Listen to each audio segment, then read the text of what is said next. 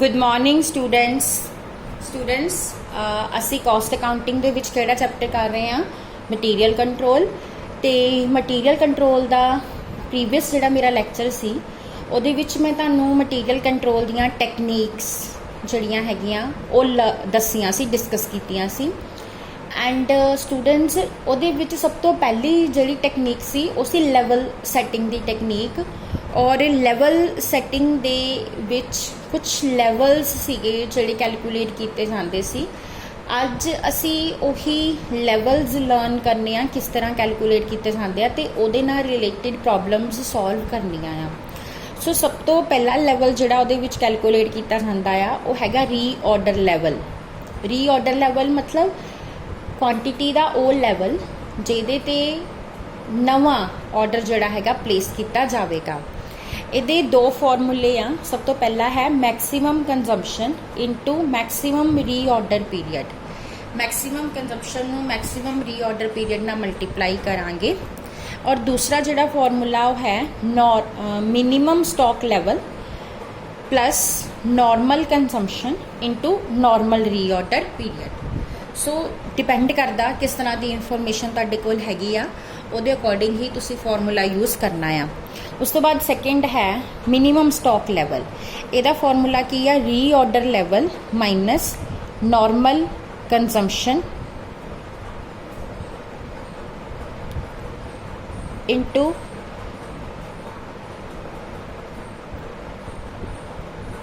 Normal reorder period. उस तो बाद थर्ड है maximum stock level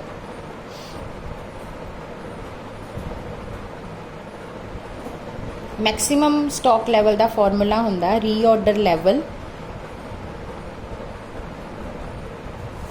plus reorder quantity minus minimum consumption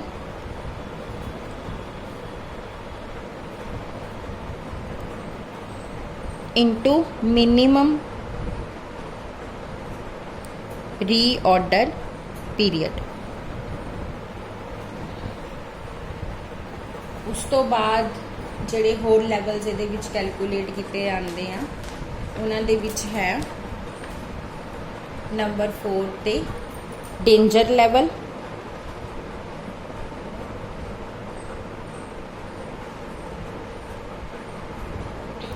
average consumption. Danger level किहड़ा हुंदा स्टूडेंट्स जिहदे ते पहुंचण तो बाद स्टोर कीपर सिर्फ एमरजेंसी ही मटीरियल इशू करता है। सो फॉर्मूला की है average consumption multiply by maximum reorder period for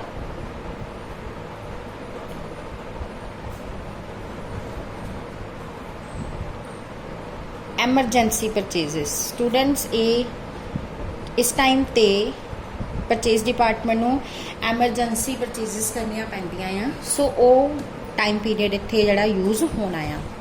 and last है एवरेज स्टॉक लैवल। इनू कैलकुलेट करन दे दो फॉर्मूले आ। पहला है minimum stock level plus half of the reorder quantity और दूसरा फॉर्मूला है minimum level plus maximum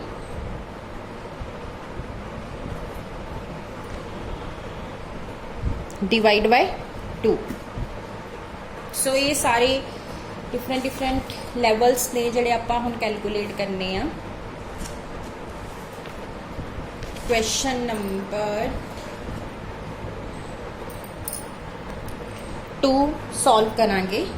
find out the minimum stock level maximum stock level and ordering level from the following particulars.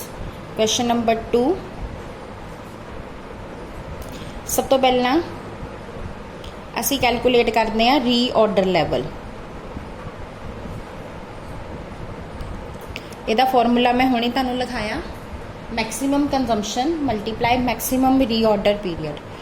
ਹੁਣ ਇੱਥੇ maximum consumption हैगी 175 units की, multiply maximum reorder period. Maximum reorder period, maximum period for receiving goods हैगा 15 days. 175 ਨੂੰ 15 ਦੇ ਨਾਲ multiply ਕਰਾਂਗੇ 2625 units answer आ जाएगा। उस तो बाद कैलकुलेट करांगे मिनिमम स्टॉक लैवल। ਇਹਦਾ ਫਾਰਮੂਲਾ ਕੀ ਆ, ਰੀਆਰਡਰ ਲੈਵਲ ਜਿਹੜਾ ਸਾਡਾ ਆ 2625 minus normal consumption into normal reorder period. Normal consumption दित्ती 125 यूनिट्स की एंड नॉर्मल रीऑर्डर पीरियड हैगा 10 डेज।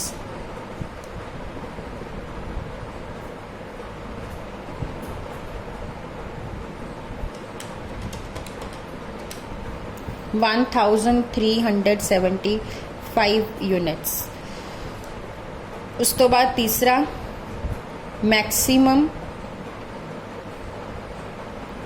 Stock level. ਇਹਦਾ ਫਾਰਮੂਲਾ ਕੀ ਹੈ, ਰੀਆਰਡਰ ਲੈਵਲ। ਰੀਆਰਡਰ ਲੈਵਲ ਕਿੰਨਾ 2625 ਪਲੱਸ ਰੀਆਰਡਰ ਕੁਆਂਟੀਟੀ। ਇੱਥੇ ਤੁਹਾਨੂੰ ਰੀਆਰਡਰ ਕੁਆਂਟੀਟੀ ਦਿੱਤੀ ਹੋਈ ਆ 1500 यूनिट्स ਦੀ minus minimum consumption. Minimum consumption कितनी है 100 दी multiply minimum reorder period. Minimum reorder period कितना है 7 डेज का।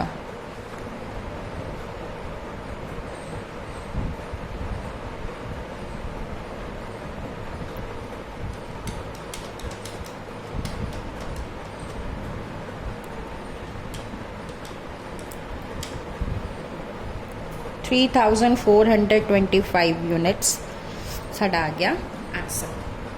सो आई होप तुहानू समझ आ गया होगा कि किद्दां असीं ये लैवल्स कैलकुलेट करने हैं। कुछ होर क्वेश्चंस भी असीं डिस्कस करते हैं। सब तो पहला क्वेश्चन देखो, find out the ordering level. ये सिर्फ रीऑर्डर लैवल ही पूछया तुहानू, असीं उही फॉर्मूला यूज़ कर लेना जिहड़ा सानू इत्थे, बट साडा वो फॉर्मूला यूज़ नहीं होना मैक्सीमम कंजम्पशन वाला।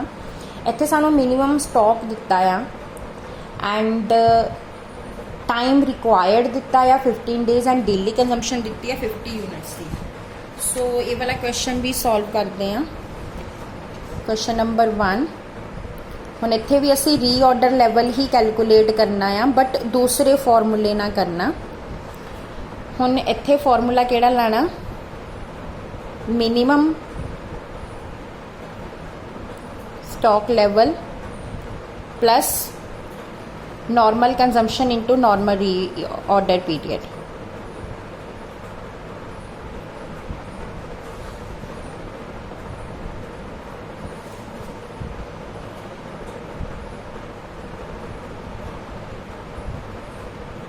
हुण इत्थे मिनिमम स्टॉक लैवल 1000 यूनिट्स आ, टाइम पीरियड 15 डेज आ, कंजम्पशन 50 यूनिट्स दी आ। So 1000 plus 15 multiply by 50 1750 units साडा आ जाएगा रीऑर्डर लैवल। इस तो बाद स्टूडेंट्स क्वेश्चन नंबर 3 देखो, ਇਹਦੇ ਵਿੱਚ भी तुसी मैक्सीमम लैवल मिनिमम लैवल ਤੇ रीऑर्डर लैवल कैलकुलेट करने आ। ਇਹਦੇ ਵਿੱਚ देखो रीऑर्डर क्वांटिटी दी है, रीऑर्डर पीरियड दिता 4 to 6 वीक्स। देखो 4 to 6 वीक आ, 4 ਤੁਹਾਡਾ मिनिमम रीऑर्डर पीरियड आ, 6 ਤੁਹਾਡਾ मैक्सीमम रीऑर्डर पीरियड आ और ਅਸੀਂ ਇਹਦੀ एवरेज ਕੱਢ ਲੈਣੀ ਆ 4 + 6 डिवाइड बाय 2 10 डिवाइड बाय 2 5 ਤੁਹਾਡਾ नॉर्मल रीऑर्डर पीरियड। सो ये 4 to 6 ਦਾ मतलब ਇਹ ਆ 4 is minimum reorder period, 6 is a maximum reorder period and in between जी 5 आएगा that is your normal reorder period. उस तो बाद तुहानू maximum consumption, normal consumption and minimum consumption दी हुई है। सो तुसी इनू सॉल्व कर लेना। उस तो बाद देखते हैं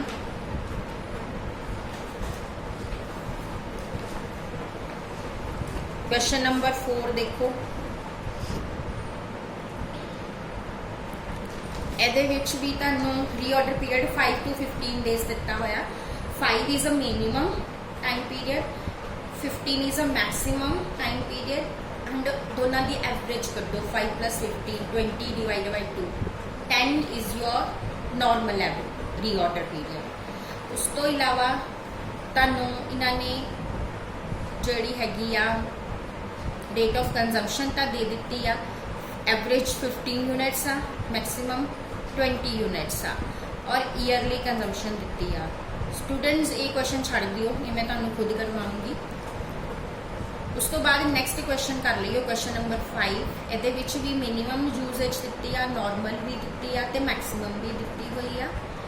एंड ये ना दो अलग अलग तरह का मटीरियल है, एक्स एंड वाई, दोनों की यूजेज सेम आ, minimum maximum and normal, but दोनों की रीऑर्डर क्वांटिटी डिफरेंट आ, 400 एंड 600 एंड दोनों का रीऑर्डर पीरियड डिफरेंट आ। मिनीमम 8, मैक्सिमम 12, नॉर्मल कितना आ जाएगा 10। इदा ही वाई का मिनीमम 4, मैक्सिमम 8, नॉर्मल कितना आ जाएगा 6। सो ये क्वेश्चन नंबर 5 भी तुसी सॉल्व करना। क्वेश्चन नंबर 3 हो गया, क्वेश्चन नंबर 5 हो गया, ठीक है। ये तुसी दोनों क्वेश्चन जोड़े है सॉल्व करने। क्वेश्चन नंबर 6 भी आई थिंक हो जाएगा।